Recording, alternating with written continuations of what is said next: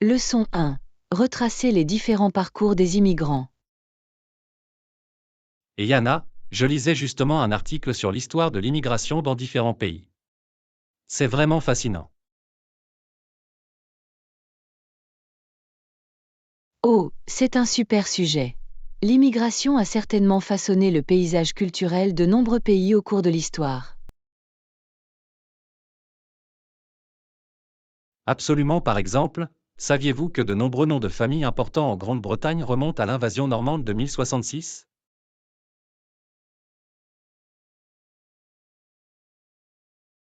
Vraiment? Je ne savais pas que tant de familles avaient des racines qui remontent aussi loin. De quel genre de nom de famille parlons-nous?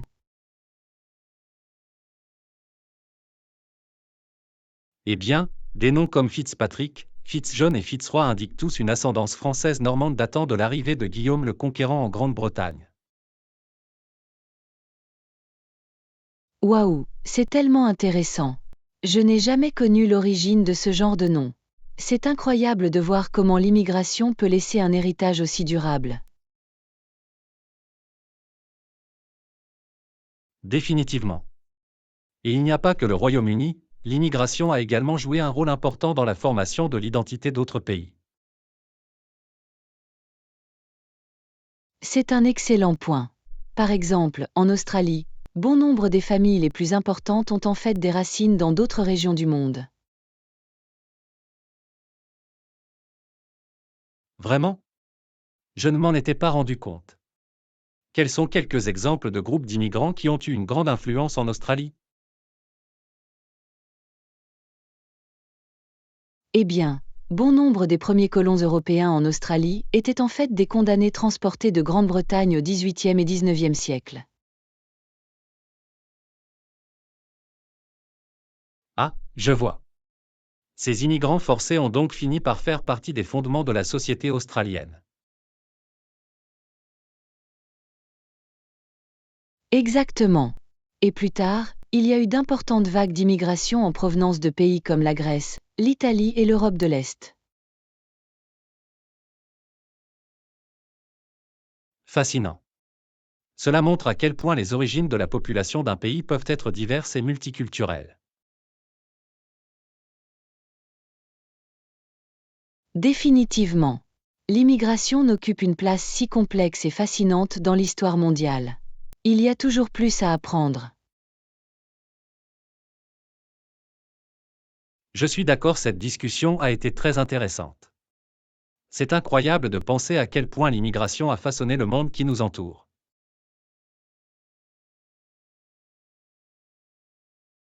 Leçon 2. Naviguer dans les prochaines étapes du processus de recrutement. Et Yana, je voulais te parler des prochaines étapes du processus de recrutement pour le poste dont nous avons discuté. Ah oui, l'offre d'emploi pour laquelle vous avez postulé. Je suis heureuse de vous fournir plus de détails sur ce à quoi vous pouvez vous attendre à l'avenir. Super, j'apprécie vraiment que tu aies pris le temps de m'expliquer. J'ai hâte de faire avancer les choses.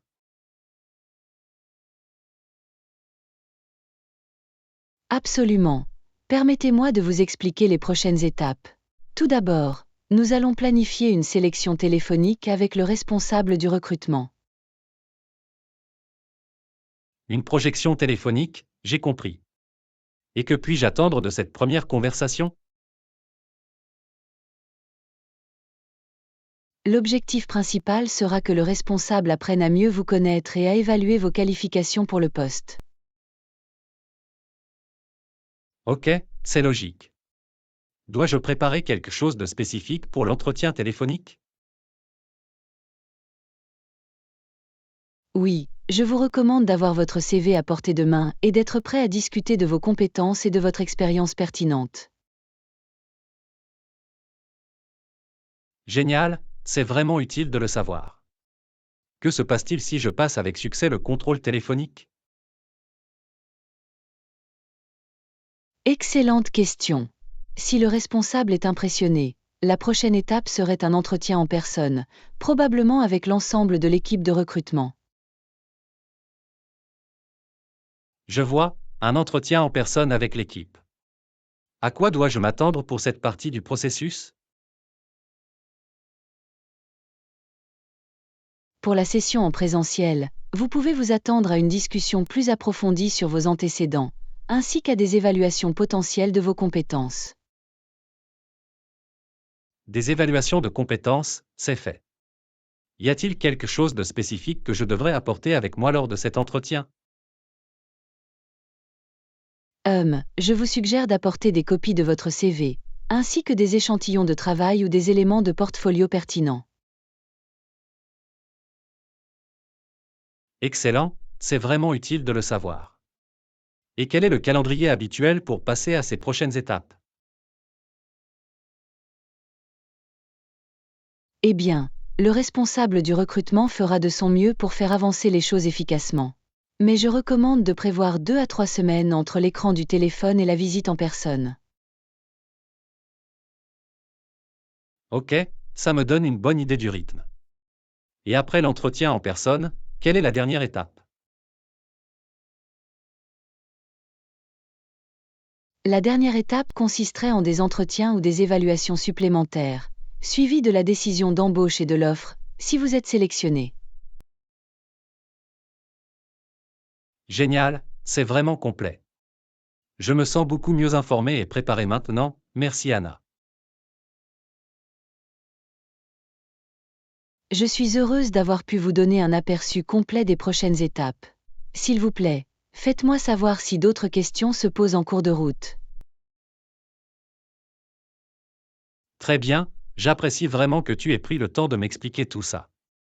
C'est très utile d'avoir ce niveau de clarté.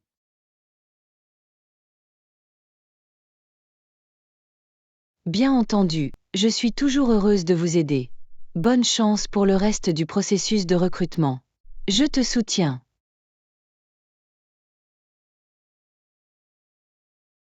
Merci, j'apprécie vraiment votre soutien. Très bien, je me sens motivé et prêt à aller de l'avant. Leçon 3. Planifier une escapade de fin de semaine amusante. Et Anna, je voulais gérer quelque chose pour toi. Que pensez-vous de l'idée de nous organiser une petite escapade d'un week-end? Oh, une escapade d'un week-end? Ça a l'air incroyable. À quoi pensais-tu? Eh bien, je pensais que nous pourrions nous rendre dans cette charmante petite ville à environ 2 heures de route. Tu sais, celui avec cet adorable bed and breakfast. Ah oui, je connais l'endroit. Ce serait parfait. Quel type d'activité aviez-vous en tête pour ce voyage?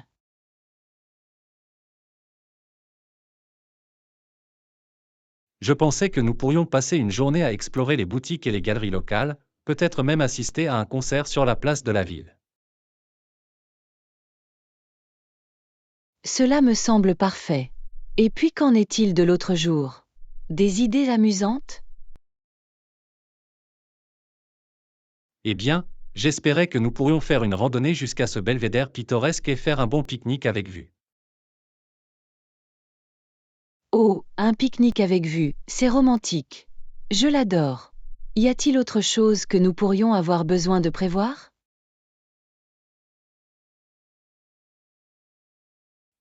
Bonne question. Nous voudrons probablement apporter de l'argent pour les magasins ou les restaurants que nous visitons. Ah oui, excellent point. Avoir un peu d'argent à portée de main est toujours une bonne idée pour une escapade d'un week-end.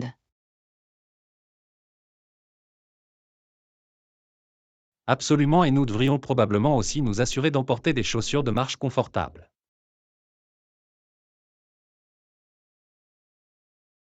Bien sûr, nous ne voulons pas que des ampoules gâchent notre aventure de randonnée. Y a-t-il autre chose à ajouter à la liste de colisage? Peut-être un chargeur de téléphone portable, juste au cas où nous aurions besoin de prendre beaucoup de photos. Et bien sûr, n'oubliez pas les maillots de bain au cas où nous voudrions nous baigner.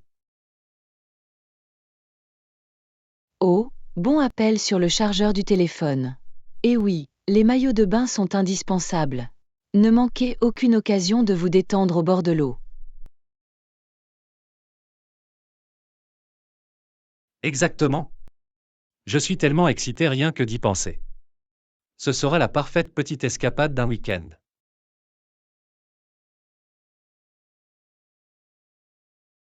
Je suis d'accord, ça a l'air absolument idyllique. J'ai hâte de me déconnecter de nos routines habituelles et de profiter de la compagnie de l'autre. Moi non plus. C'est exactement le genre de mini-vacances dont nous avons besoin pour recharger nos batteries. Absolument très bien. Commençons par préciser quelques détails. À quel moment avez-vous pensé pour cette escapade? Eh bien, je me disais que le week-end prochain serait peut-être le mieux adapté à nos deux horaires. Parfait, ça nous laisse juste assez de temps pour tout régler. Je vais le noter dans mon calendrier tout de suite.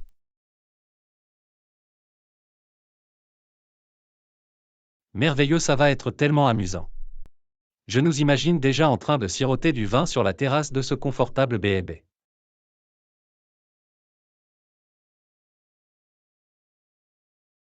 Moi aussi. Et explorer les charmantes petites boutiques et admirer la vue depuis le sommet de ce belvédère pittoresque.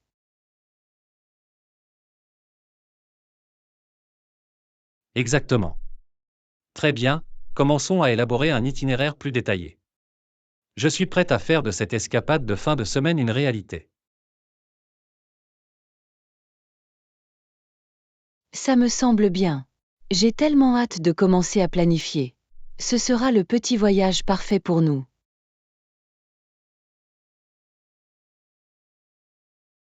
Je suis tout à fait d'accord.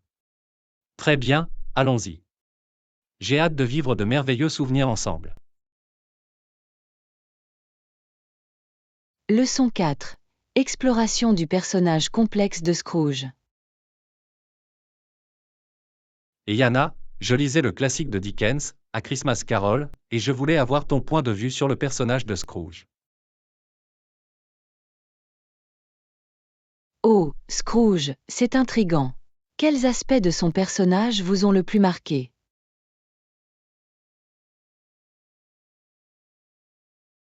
Eh bien, je trouve très intéressante la façon dont il représente cette sorte d'archétype de l'homme d'affaires froid et impitoyable qui ne se soucie que des résultats financiers. Oui, absolument. Scrooge est l'incarnation par excellence de ce type d'homme d'affaires sans cœur et motivé par le profit. Exactement. Mais en même temps, j'ai l'impression que certaines couches plus profondes de son personnage le rendent plus complexe.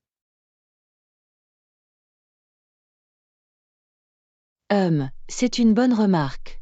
Quels sont, selon vous, les aspects les plus nuancés de la personnalité de Scrooge? Eh bien, on a l'impression qu'une grande partie de son comportement est enracinée dans des blessures émotionnelles ou des traumatismes profondément ancrés dans son passé.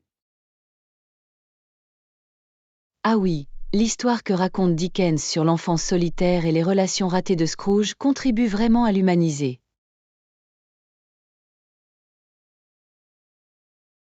Définitivement. Ses expériences dégagent de la tristesse et de l'amertume, même s'il essaie de les cacher sous son apparence bourrue.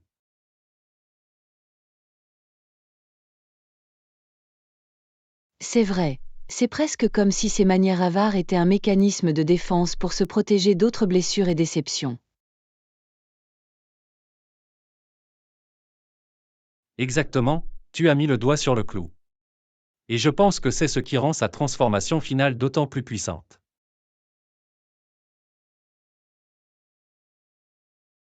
Absolument, lorsque les fantômes l'obligent à affronter ses souvenirs et émotions douloureux, cela ouvre une fenêtre sur sa vraie vulnérabilité.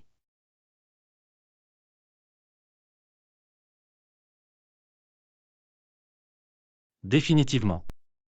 Et cela montre à quel point même la personne la plus endurcie et la plus cynique peut encore avoir la capacité de changer et de rédemption. Exactement. Scrooge est un personnage complexe aux multiples facettes, symbole des problèmes du matérialisme et de l'égoïsme, mais aussi témoignage du pouvoir de l'empathie et de la compassion.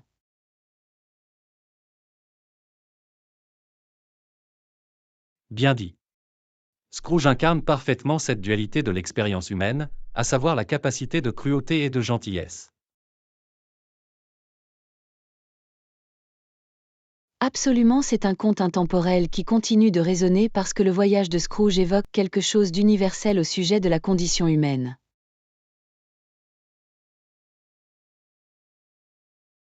Je suis tout à fait d'accord. Cette discussion m'a vraiment fait apprécier la profondeur et les nuances du personnage de Scrooge. C'est une histoire tellement riche et complexe.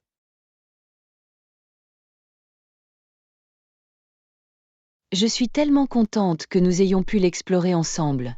Dickens a créé un protagoniste si captivant et aux multiples facettes dans Scrooge. Il y en a toujours d'autres à déballer. Définitivement. J'ai l'impression que je pourrais discuter des subtilités du personnage de Scrooge pendant des heures. Il y a tellement de choses à découvrir. Absolument, c'est la marque d'un grand personnage littéraire, qui continue de fasciner et d'inspirer l'analyse et l'interprétation.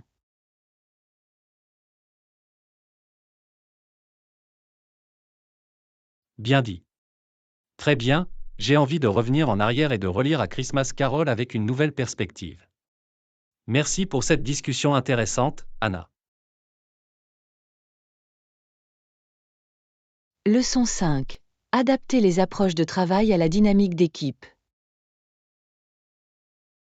Et Yana, je voulais connaître votre opinion sur l'adaptation de nos styles de travail aux différentes dynamiques d'équipe. Quel est votre point de vue là-dessus? C'est une excellente question, John. Je trouve que cette approche peut vraiment varier en fonction du contexte et des besoins de l'équipe. Absolument, c'est tout à fait logique. Pouvez-vous me donner un exemple de la façon dont vous pourriez adapter votre style aux différentes dynamiques d'équipe? Bien sûr, voyons voir. Pour une équipe plus collaborative qui valorise la communication ouverte, j'ai tendance à être plus engagée et interactive. C'est une bonne remarque. Vous pourriez donc être plus enclin à échanger des idées avec le groupe dans ce type de cadre? Exactement. Je trouve que le fait de favoriser ce dialogue va-et-vient peut réellement contribuer à stimuler l'innovation et à résoudre les problèmes. Intéressant. Et qu'en est-il d'une équipe un peu plus indépendante ou autonome dans son travail?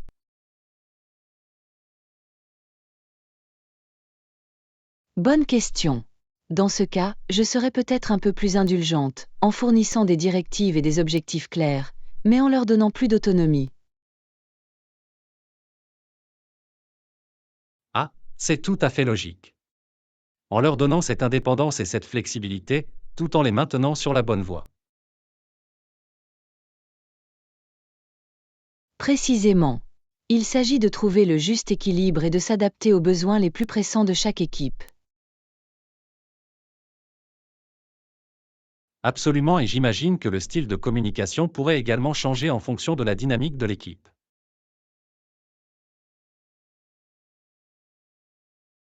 Définitivement. Pour un groupe plus autonome, je me fierais probablement davantage à des mises à jour écrites concises plutôt qu'à des vérifications constantes. C'est une approche intelligente. Éviter la microgestion et les laisser faire leur travail. Exactement. Mais pour une équipe qui s'épanouit grâce à cette interaction en face à face, je veillerai à planifier des réunions et des discussions régulières. C'est une bonne décision. Adapter les méthodes de communication en fonction de ce qui fonctionne le mieux pour le groupe. Absolument, il s'agit d'être flexible et de répondre aux besoins uniques de chaque équipe avec laquelle vous travaillez.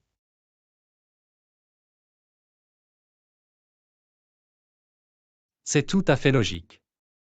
Je peux voir en quoi ce niveau d'adaptabilité serait vraiment bénéfique. Définitivement. Il est essentiel de pouvoir ajuster votre approche pour optimiser la productivité et le moral des différentes équipes. D'accord. C'est une information vraiment précieuse, Anna. Je vous remercie d'avoir décomposé ces nuances pour moi. Bien entendu, je suis heureuse de partager mon point de vue. L'adaptation de votre style de travail est une compétence essentielle, en particulier dans les environnements de travail dynamiques d'aujourd'hui. Bien dit. J'ai l'impression de mieux comprendre comment aborder cela maintenant. Cette discussion a été très utile.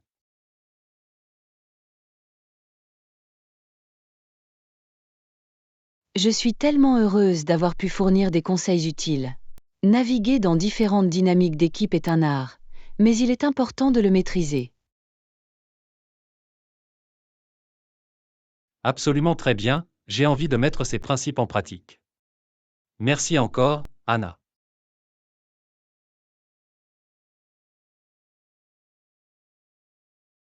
Leçon 6. Apprécier le talent artistique de la peinture à l'huile. Et Anna, j'espérais te faire une idée de la peinture à l'huile. Mon ami John s'y est vraiment intéressé en tant que hobby, et je suis fasciné.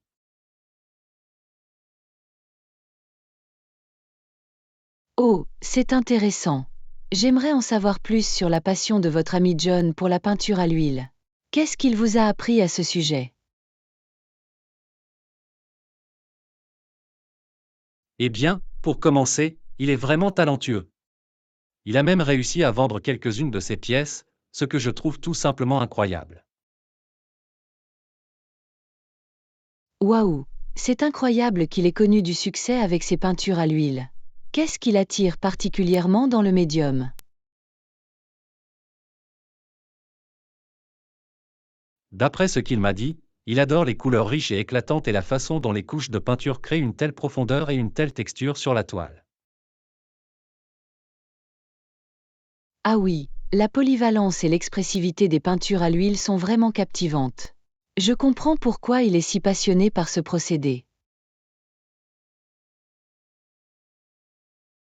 Définitivement.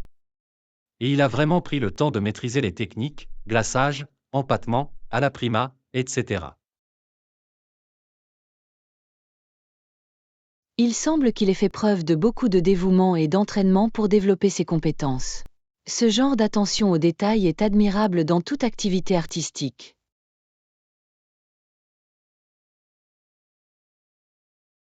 Absolument, il m'a même montré certaines de ses peintures, et je suis émerveillé par le niveau de réalisme et d'émotion qu'il est capable de capturer.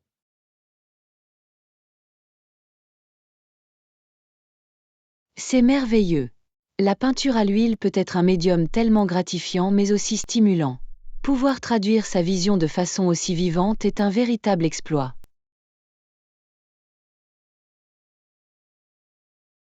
Je suis d'accord, il me racontait comment il passait des heures à mélanger méticuleusement les couleurs et à superposer la peinture pour obtenir ces effets réalistes.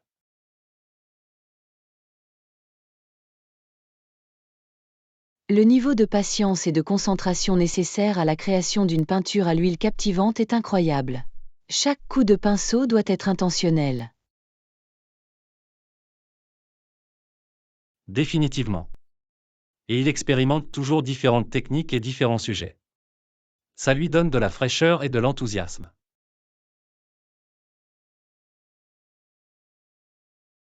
J'adore ce sens de l'exploration et de l'évolution artistique. Cela témoigne de sa passion pour le métier et de son véritable amour du processus.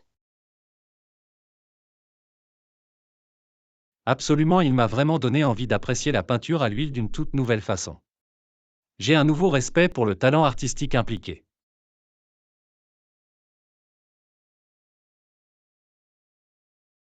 C'est fantastique. Le fait de pouvoir partager l'enthousiasme et la perspicacité de votre ami a clairement renforcé votre propre appréciation du médium. C'est vraiment le cas. J'aurais presque aimé avoir ce genre de talent artistique, mais je suis juste émerveillé par ce qu'il est capable de créer. Eh bien, même si vous ne vous sentez pas obligé de vous lancer vous-même, Soutenir et célébrer les activités artistiques de votre ami est une chose tellement merveilleuse. Tu as raison, je suis juste heureuse de pouvoir être témoin de sa créativité et de l'encourager. Cela a été très gratifiant de le voir s'épanouir dans ce hobby. Je suis sûre qu'il apprécie de t'avoir à ses côtés pour l'encourager. Les passions créatives peuvent être si épanouissantes, mais aussi parfois vulnérables. Définitivement. Je suis heureuse de pouvoir être cette source inébranlable d'encouragement et d'appréciation pour le dur labeur qu'il a accompli. C'est tellement gentil de ta part, John. Favoriser cette communauté créative et ce soutien mutuel est vraiment inestimable. Absolument très bien, j'ai envie d'aller voir ces dernières pièces. Merci pour cette discussion intéressante, Anna.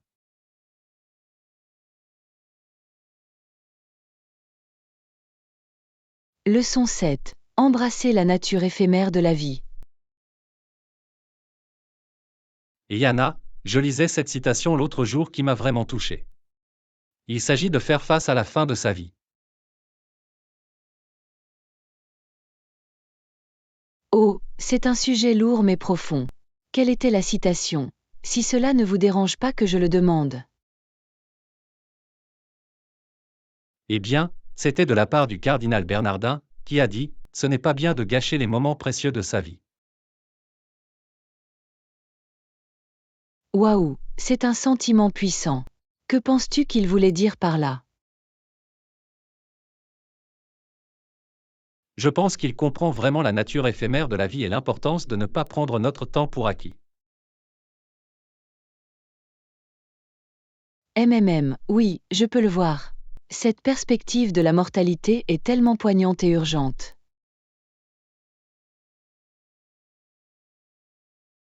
Exactement. Il semble suggérer que nous devrions profiter de chaque moment que nous avons au lieu de le laisser passer.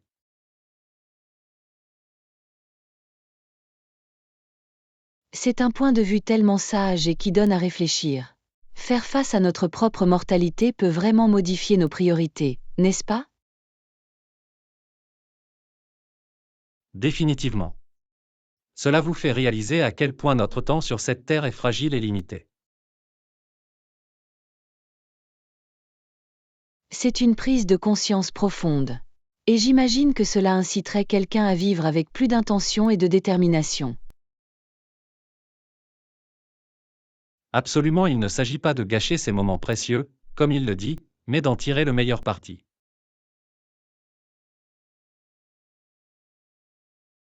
Oui, exactement. S'appuyer sur les expériences, les relations et les passions d'une manière plus délibérée et plus épanouissante. Précisément. C'est un bon rappel pour ne pas s'enliser dans les choses triviales, mais pour se concentrer sur ce qui compte vraiment. Définitivement. Faire face à la mortalité peut réellement éliminer les excès et vous aider à affiner vos valeurs et priorités fondamentales. D'accord. Et je pense que ce type de changement de perspective peut être très utile, même pour ceux d'entre nous qui ne sont pas confrontés à une mort imminente. Absolument, nous avons tous intérêt à réfléchir à la nature éphémère de la vie et à la façon dont nous choisissons d'utiliser notre temps. Définitivement. Cela nous encourage à être plus attentifs, présents et intentionnels dans notre vie quotidienne. Exactement. C'est une prise de conscience qui donne à réfléchir mais qui donne à réfléchir. Nous avons cette fenêtre limitée et nous devons donc en tirer le meilleur parti. Bien dit. J'apprécie vraiment les paroles du cardinal Bernardin et la sagesse qu'elles transmettent. Cela m'a donné beaucoup de choses à méditer. Moi aussi. C'est le genre de perspicacité qui peut vraiment nous inciter à vivre avec plus de détermination et à profiter de chaque instant. Absolument très bien, tu m'inspires. Je vais essayer de transmettre cet état d'esprit de manière plus intentionnelle.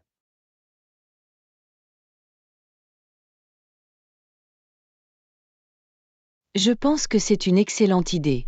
Prendre cette citation à cœur peut être un moyen puissant de donner plus de sens et d'appréciation à nos vies.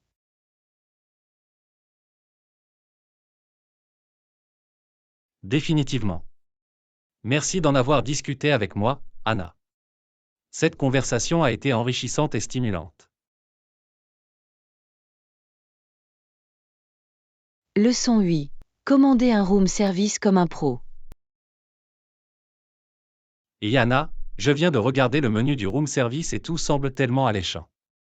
Comment procédez-vous habituellement pour passer commande auprès du room service? Oh, tu as une petite faim? Le service de chambre est l'un de mes avantages préférés lors d'un séjour dans un bel hôtel. L'essentiel est d'être efficace et précis avec votre commande.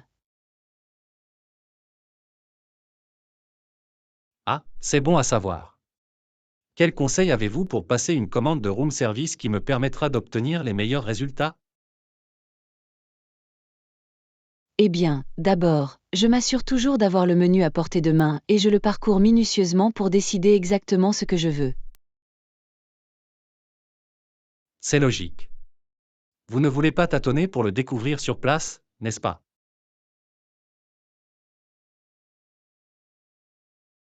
Exactement. Et puis, lorsque vous appelez, soyez prêt à indiquer clairement votre commande. Ne laissez aucune place à l'ambiguïté. J'ai compris. Je devrais donc avoir les noms des articles, les quantités et toutes les demandes spéciales prêtes à être expédiées, non? Précisément. De cette façon, le personnel peut traiter votre commande rapidement et avec précision. De plus, vous obtiendrez votre nourriture plus rapidement de cette façon. C'est un excellent point. L'efficacité est essentielle en matière de service de chambre, j'imagine. Définitivement. Plus vite ils pourront recevoir votre commande, plus tôt vous dégusterez un délicieux repas chaud. C'est tout à fait logique. Y a-t-il autre chose que je dois garder à l'esprit lorsque je passe une commande de room service? C'est toujours une bonne idée de donner un pourboire généreux au personnel. Après tout, ils apportent la nourriture directement à votre porte. C'est une bonne décision, je ne voudrais pas l'oublier. Quel est le montant typique d'un pourboire pour le service de chambre? Je paie habituellement 20% de la facture totale. C'est leur dur labeur qui vous permet de vous offrir ce délicieux repas. C'est vraiment utile de le savoir. Très bien, je suis prête à commander comme un pro maintenant. Merveilleux. N'oubliez pas d'être poli, précis et généreux dans votre pourboire, et tout sera prêt.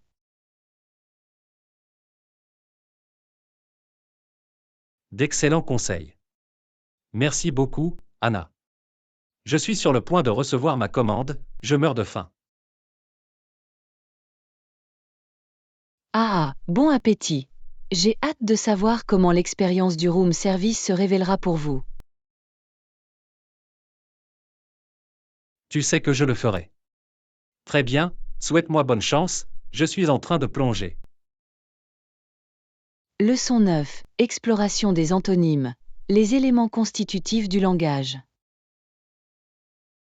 Et Anna, je pensais justement aux antonymes et à la façon dont ils jouent un rôle crucial dans la construction du vocabulaire. Que pensez-vous de l'importance d'apprendre les contraires? Oh, c'est une bonne question, John. Les antonymes sont absolument essentiels pour développer une maîtrise riche et nuancée de la langue. Absolument, pouvez-vous me donner un exemple de la façon dont la maîtrise des antonymes peut être bénéfique? Bien sûr, prenons l'exemple que vous avez mentionné, propre et sale. Savoir que propre est l'antonyme de sale est essentiel pour exprimer des significations précises. C'est une parfaite illustration. Être capable d'exprimer clairement le contraire d'un concept est tellement puissant.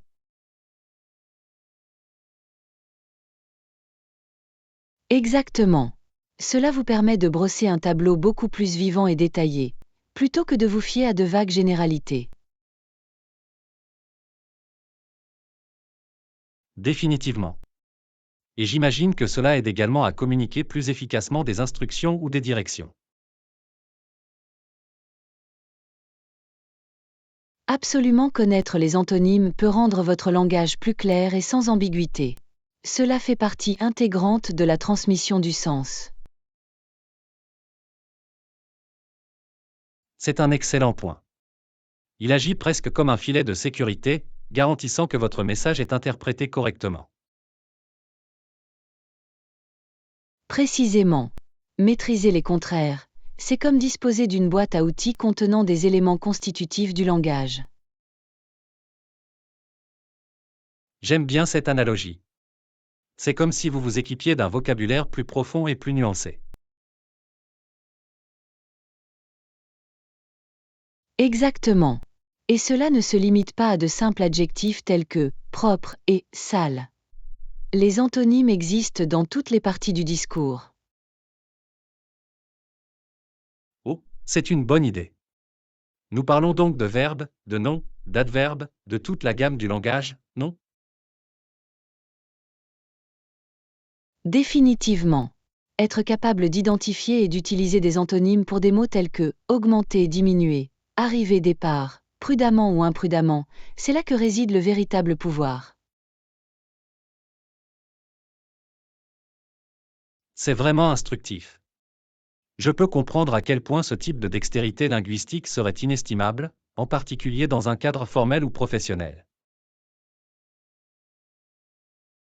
Absolument, la possibilité de substituer facilement des antonymes vous permet de communiquer avec plus de précision et de clarté.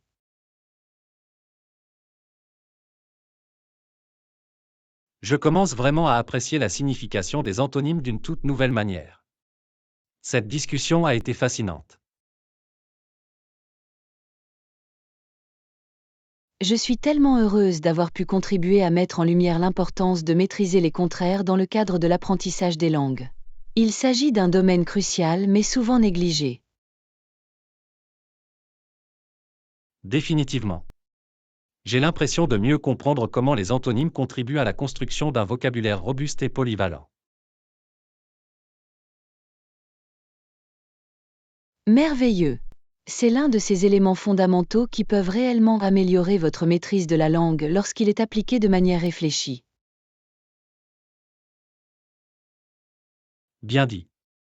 Très bien, j'ai envie de me plonger plus profondément dans l'exploration des antonymes. Merci pour cette discussion intéressante, Anna. Leçon 10. Les avantages de la communication en face à face. Et Yana, je pensais à quel point nous dépendons de la communication virtuelle ces derniers temps. Mais pensez-vous que les interactions en face à face présentent encore des avantages importants? C'est une bonne remarque, John. Je crois fermement que la communication en personne présente certains avantages clés que nous ne devons pas négliger. Absolument, quels sont, selon vous, les principaux avantages de ces discussions en face à face?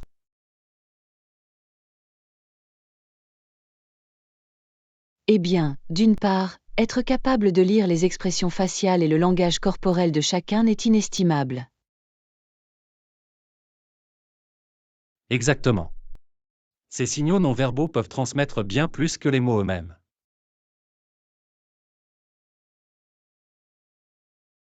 Précisément.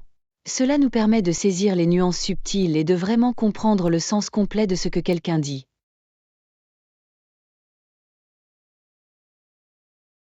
C'est un excellent point. Cela ajoute une couche supplémentaire de profondeur et d'authenticité à l'interaction. Définitivement. Et je trouve que la communication en face à face a également tendance à renforcer le sentiment de connexion et d'engagement. Je suis d'accord, être physiquement présent avec quelqu'un a quelque chose de plus personnel et significatif.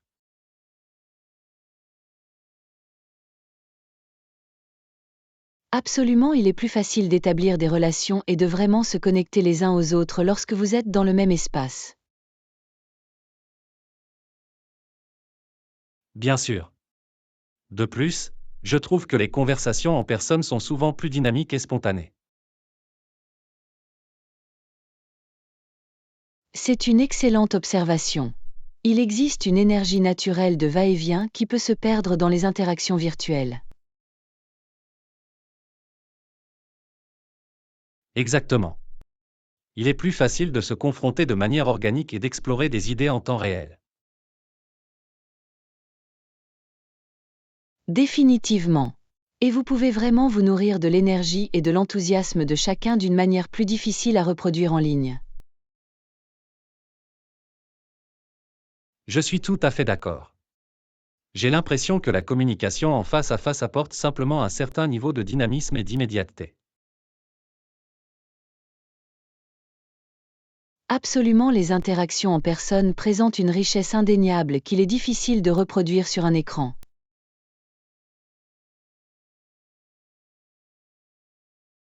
Bien dit.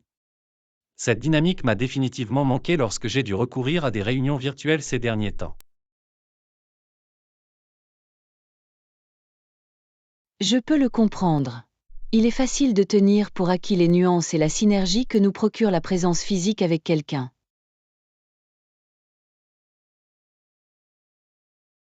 Définitivement. Mais je suppose que l'avantage est que les options virtuelles nous ont permis de rester connectés pendant les périodes difficiles. C'est vrai. Ils ont joué un rôle vital lorsque le contact en personne n'était pas possible. Mais j'espère que nous ne perdrons pas de vue la valeur du face-à-face.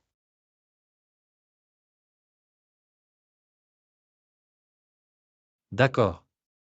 Il s'agit de trouver le juste équilibre et d'apprécier les atouts uniques de chaque mode de communication.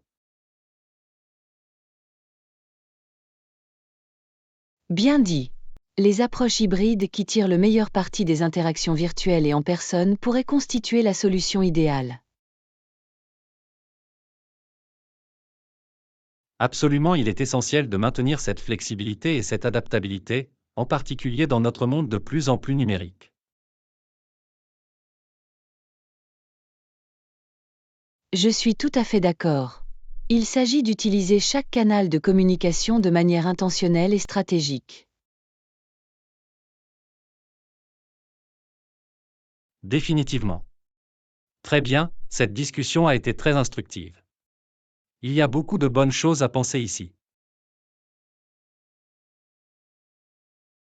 Je suis tellement contente que tu l'aies trouvé utile, John. L'exploration des nuances de la communication me fascine à l'infini. Pareil ici. Merci d'avoir pris le temps de le déballer avec moi. Ce fut un plaisir. Tout le plaisir est pour moi. J'apprécie toujours nos échanges qui suscitent la réflexion. Faites-moi savoir si vous souhaitez approfondir ce sujet. Ça ira, merci Anna. Très bien, j'ai envie de mettre certaines de ces idées en pratique. À plus tard.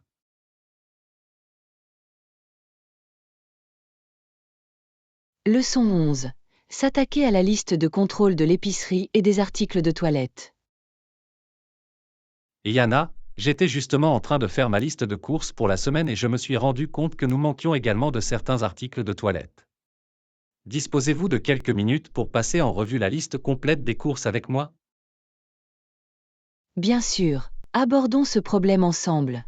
À quel type de produits d'épicerie pensiez-vous et quels articles de toilette devons-nous également acheter?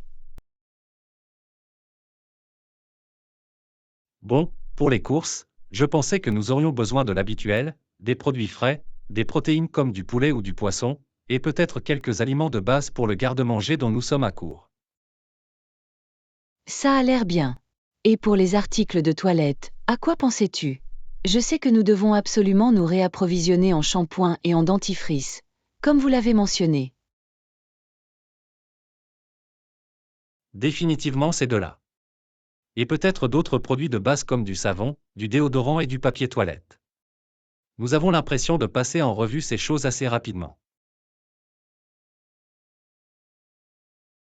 Absolument, c'est toujours bien d'avoir un approvisionnement suffisant pour ce genre de produits de première nécessité, n'est-ce pas?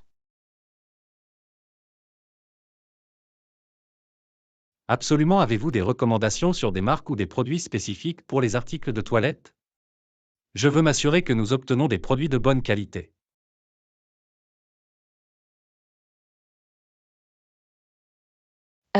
Laisse-moi réfléchir. Pour le shampoing, j'aime beaucoup le shampoing biologique sans sulfate que nous avons acheté la dernière fois. Cela a laissé mes cheveux si doux et propres. Ah oui, je m'en souviens. D'accord, je ne manquerai pas d'en prendre une autre bouteille. Qu'en est-il du dentifrice? Je suis une grande fan du dentifrice blanchissant naturel de cette marque écologique. Il rafraîchit vraiment votre haleine sans tous les produits chimiques agressifs. Génial, je vais l'ajouter à la liste. Et pour les autres articles de toilette, préférez-vous le savon, le déodorant et le papier toilette?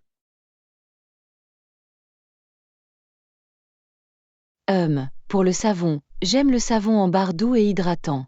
Et pour le déodorant, le type sans aluminium fonctionne très bien pour moi. En ce qui concerne le papier toilette, restons à la marque fiable de base que nous utilisons habituellement. Ça a l'air bien, j'ai tout noté. D'accord, donc pour l'épicerie, à part les produits frais et les protéines, que devons-nous acheter d'autre? Eh bien, nous sommes probablement à court de riz, de pâtes, de haricots en conserve, d'huile d'olive, les aliments de base typiques du garde-manger que nous utilisons beaucoup. Absolument, excellent appel. Je dois garder ces essentiels de cuisine bien approvisionnés. Rien d'autre que nous oublions?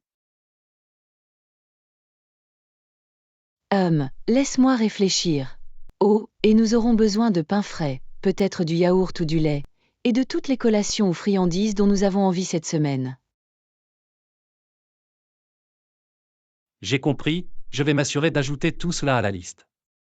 Cela s'annonce comme une gamme d'épicerie et de produits de toilette assez complète. Définitivement.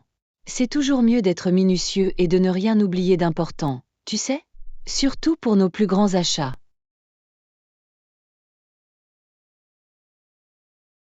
Tout à fait d'accord. Très bien, je pense avoir écrit tout ce dont nous avons besoin. Merci de m'avoir parlé de ça, Anna. J'apprécie vraiment que vous ayez revérifié la liste. Bien sûr, je suis heureuse de vous aider. Il est essentiel de s'assurer que toutes nos bases sont couvertes. Maintenant, partons ensemble pour cette virée shopping. Cela ressemble à un plan.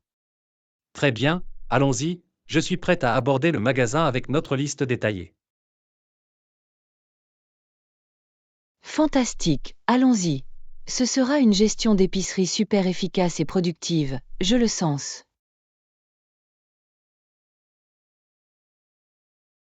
Moi aussi, je me sens confiante. Très bien, partons à la conquête de cette liste de courses. Leçon 12. L'emblématique hommage au Black Power aux Jeux Olympiques de 1968. Et Yana, je lisais un article sur l'emblématique hommage, Black Power, aux Jeux Olympiques d'été de 1968 à Mexico. Connaissez-vous ce moment historique? Oui, je suis parfaitement au courant de ce puissant acte de protestation. C'était une déclaration tellement poignante et provocatrice de la part de ces deux athlètes sur la scène mondiale. Absolument, pouvez-vous me rappeler les détails de ce qui s'est passé là-bas?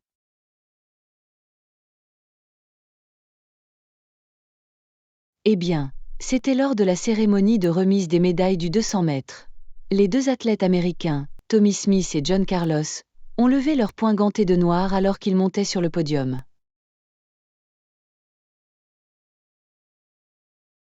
Ah oui, cette image est tellement ancrée dans l'histoire. Quelle était la signification de ce geste? C'était un symbole du pouvoir noir et de la lutte pour les droits civils.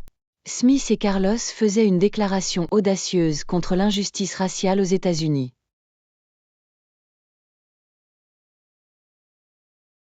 Je vois. Il s'agissait donc d'un acte politique plutôt que d'une simple célébration de leurs exploits sportifs. Exactement.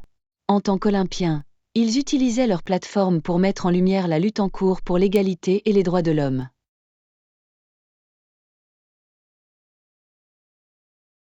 Cela demande beaucoup de courage et de conviction, n'est-ce pas? Faire une déclaration politique aussi puissante dans ce contexte. Définitivement. Ils savaient qu'il y aurait des réactions négatives, mais ils se sont sentis obligés de profiter du moment passé sous les projecteurs pour quelque chose de plus grand qu'eux-mêmes. Et il y a certainement eu une forte réaction, si je me souviens bien. Que s'est-il passé à la suite de leur manifestation? Oui, ils ont été immédiatement expulsés du village olympique et ont fait l'objet de nombreuses critiques et condamnations. Mais leur action a trouvé un écho auprès des gens du monde entier. Waouh, cela a dû être incroyablement difficile pour eux à ce moment-là. Mais cela a clairement eu un impact durable.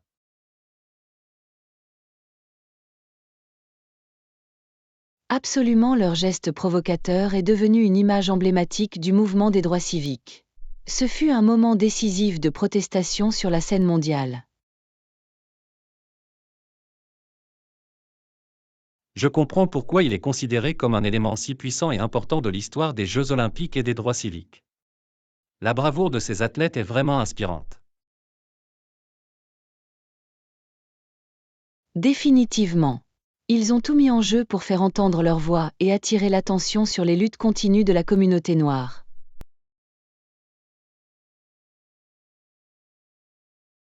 C'est un excellent rappel de la manière dont les athlètes peuvent utiliser leur plateforme pour apporter des changements sociaux et politiques, même en pleine compétition. Exactement. Ils ont montré que les Jeux olympiques ne sont pas qu'une question de sport, ils sont également l'occasion de faire des déclarations puissantes et révolutionnaires. Bien dit. Cette conversation a été vraiment éclairante.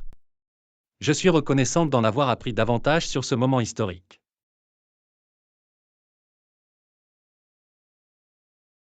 Moi aussi. Il s'agit d'une partie importante de l'histoire qu'il est crucial que les gens comprennent, en particulier dans le contexte de la lutte continue pour la justice raciale. Absolument, de telles discussions peuvent vraiment aider à donner vie à ces événements cruciaux et à apprécier leur signification durable.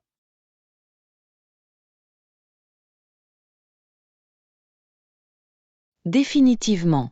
Merci d'avoir discuté de ce sujet avec moi, John. J'aime toujours participer à ces discussions enrichissantes avec vous. C'est un plaisir pour moi, Anna.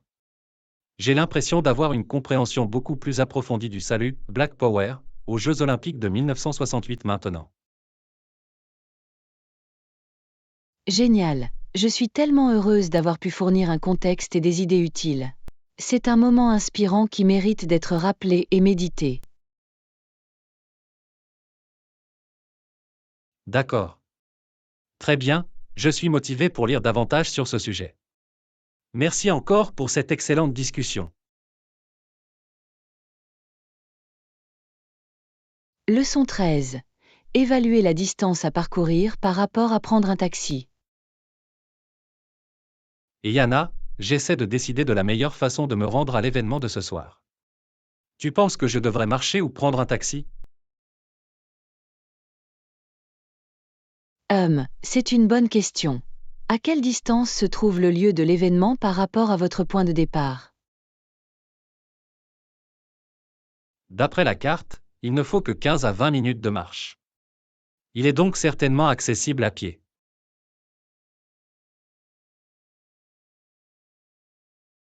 Ok, je vois. dans ce cas, je recommanderais probablement de marcher si vous avez le temps et l'énergie nécessaires. Vous pensez qu'il vaut mieux marcher que prendre un taxi? Quels sont les avantages de marcher dans cette situation?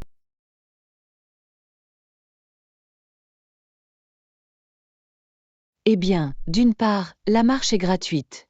Vous économiserez l'argent que vous dépenseriez pour un billet de taxi. C'est une bonne remarque. Et quels sont les autres avantages à marcher au lieu de conduire? C'est également meilleur pour l'environnement, car vous ne brûlerez aucun combustible fossile. Et c'est aussi un bon exercice. Ah oui, les facteurs de santé et de durabilité sont également importants à prendre en compte. Tu plaides de manière convaincante en faveur de la marche. Exactement. À moins que vous ne soyez vraiment pressé ou que le temps soit mauvais, marcher est souvent le choix le plus judicieux, surtout sur une distance relativement courte.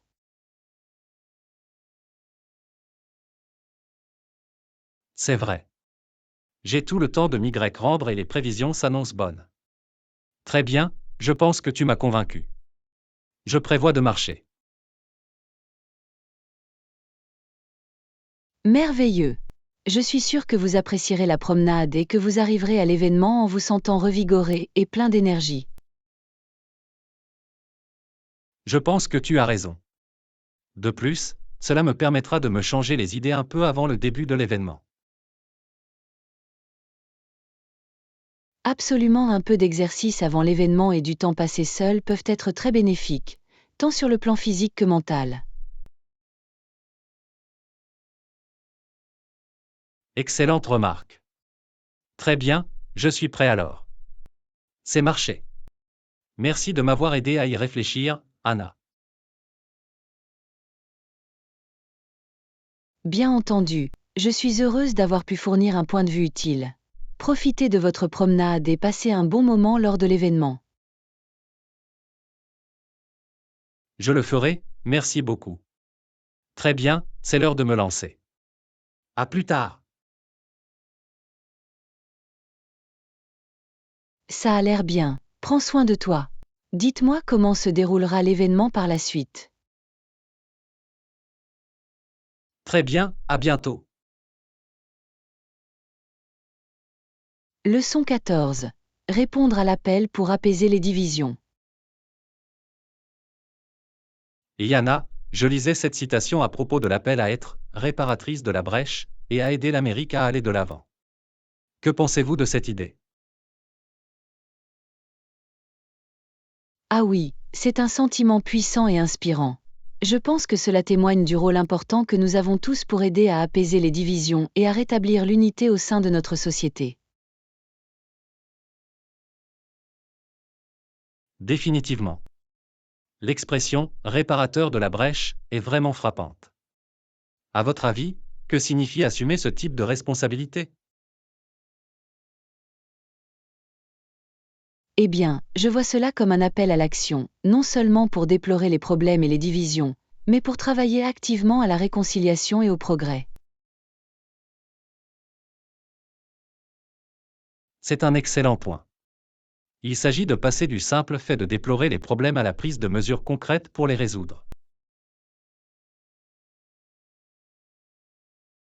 Exactement. Il s'agit d'aller au-delà de la simple critique ou de la condamnation, et de nous retrousser les manches pour aider à combler les lacunes et à trouver des solutions. J'aime beaucoup ce cadrage. Il nous incombe, en tant que citoyens, d'être proactifs pour apporter des changements positifs. Absolument, il s'agit pour chacun de nous de faire sa part, plutôt que de simplement s'attendre à ce que quelqu'un d'autre répare les choses.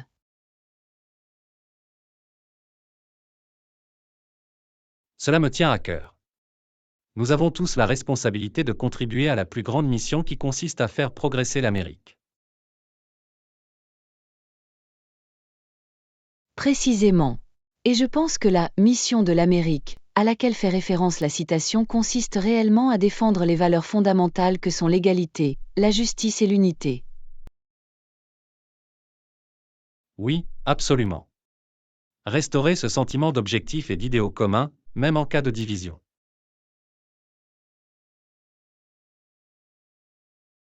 Définitivement. Il s'agit de nous consacrer à nouveau aux principes fondateurs qui visent à nous unir en tant que nation. Bien dit. Cette idée d'être des réparateurs de la brèche semble être un véritable appel à l'action. Je suis d'accord, cela nous met au défi de passer à la vitesse supérieure et de jouer un rôle actif dans la réparation des clivages, au lieu de simplement les observer passivement. Exactement. Il s'agit de transformer notre frustration et notre inquiétude en efforts tangibles et constructifs. Absolument, et je pense que ce type d'état d'esprit engagé et axé sur les solutions est essentiel si nous voulons vraiment faire avancer le pays.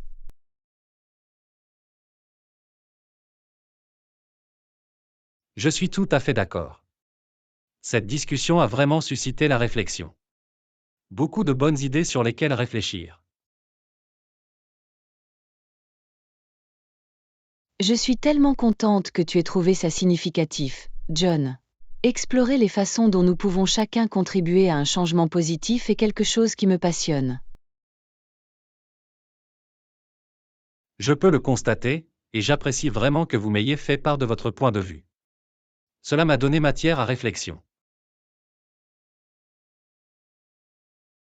Génial. Je suis heureuse d'avoir pu fournir quelques éléments de réflexion utiles. Faites-moi savoir si vous souhaitez approfondir ce sujet. Ça ira, merci Anna. Très bien, il est temps pour moi de mettre certaines de ces idées en pratique. À bientôt. Leçon 15. Les joies des produits locaux. Yana, je pensais ouvrir un petit potager à la maison. Que pensez-vous de la culture de vos propres produits?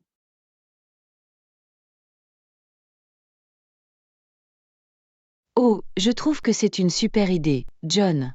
Les fruits et légumes cultivés sur place peuvent être tellement gratifiants. Vraiment? Quels sont les principaux avantages que vous voyez à cultiver vos propres produits? Eh bien, d'une part, c'est un excellent moyen d'économiser de l'argent par rapport à l'achat constant de produits au magasin. Ah oui, c'est vraiment une bonne remarque. Les cultiver à la maison peut certainement être plus rentable.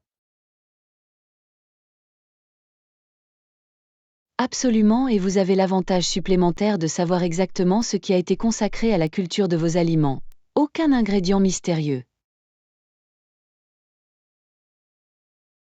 C'est vrai.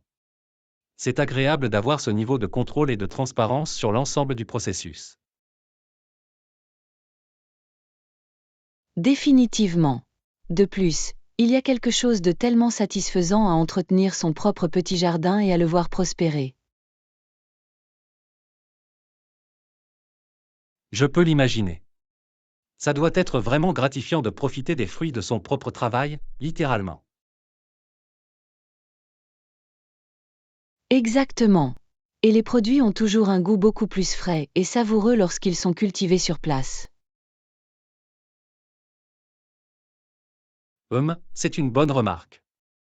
Je parie que vous obtenez un goût beaucoup plus riche et plus vibrant que celui du commerce. Absolument, il n'y a tout simplement aucune comparaison en termes de saveur et de qualité. C'est comme le jour et la nuit.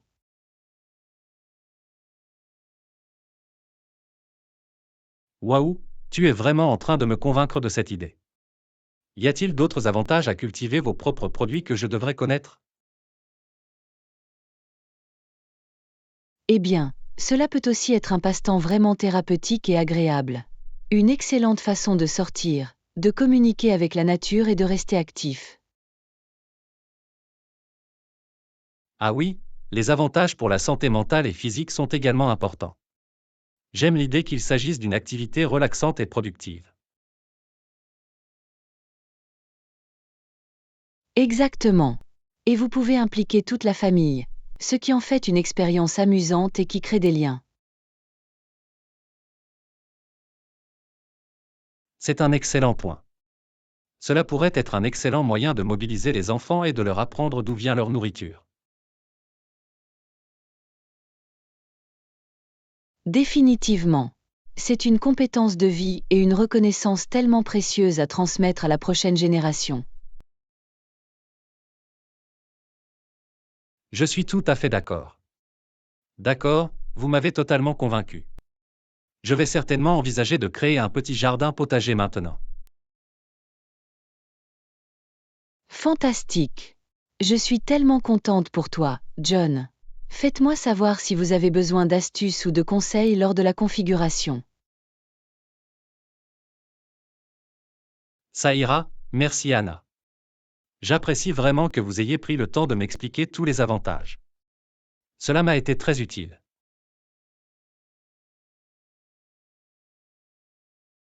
Bien entendu, je suis heureuse d'avoir pu fournir un point de vue utile. Le jardinage est une de mes passions. Je suis donc toujours désireuse de partager les joies de ce sport. Je peux le dire? Très bien, il est temps pour moi de commencer à rechercher les meilleures plantes et techniques. Ça va être génial. Je sais que tu vas faire un travail formidable. J'ai hâte de voir bientôt votre prime locale. Moi non plus, merci encore Anna. Très bien, il est temps de plonger et de planter.